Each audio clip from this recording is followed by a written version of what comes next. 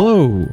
Fitting in can be a tumultuous process, depending on your personality. Some opt for falling in line with the crowd at the expense of their own wants, while others find it difficult to stray from their passionate obsessions regardless of how they're perceived. I don't think there's necessarily a right answer. You just have to do what feels right for you, even if you end up being wrong in the long or short term. Anywho, today's story is about Nyx, a draconic-like musician that is precisely in this predicament. Let's listen to what he decided to do. Oh, and given that Nyx is a bard, it's my understanding that he wanted this read as a poem. So here goes nothing.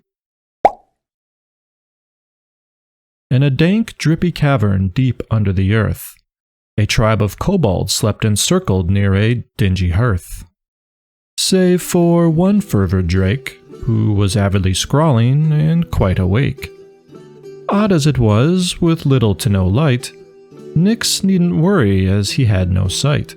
But that wasn't the most peculiar, as he flattened the worn sheet of paper smoother. What really stood out, and have no doubt, is a kobold in love with the musical arts.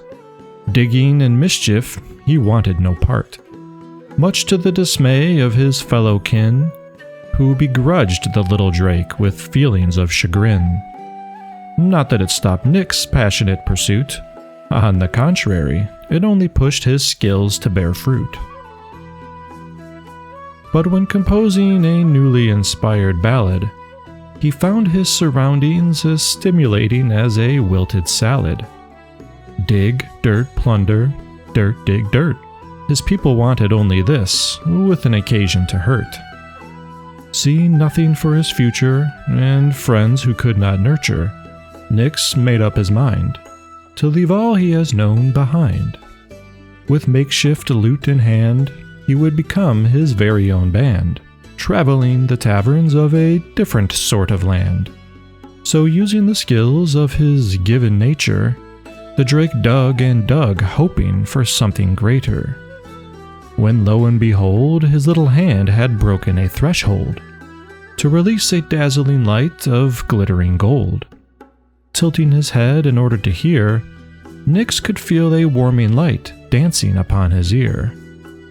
Sensing no danger and only a little chatter, as he clambered out and shook off with a clatter, quickly he was greeted by a wrinkly old goblin, and what appeared to be 3 chickens a-hobblin'. Welcomed at last to a place he would no longer be an outcast. Nyx could perform for all travelers at this bypass. He would listen to all stories told, then compose a version for the music to unfold. Totally unexpected by all those attending, for most have never heard a kobold singing. 'Twas a melodic, somewhat whimsical humming. It evoked a sense of peace, almost magical. To Nyx the song was autobiographical, but to everyone else they were being shown another enchanting level here at the Gathering Stone.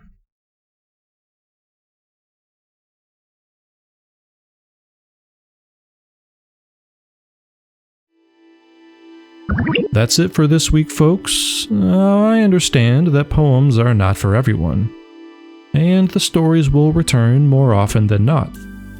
But I also believe that a change of pace is good for the heart, from time to time. So, be sure to come back next week for more tales, characters, and illustrations. Farewell for now.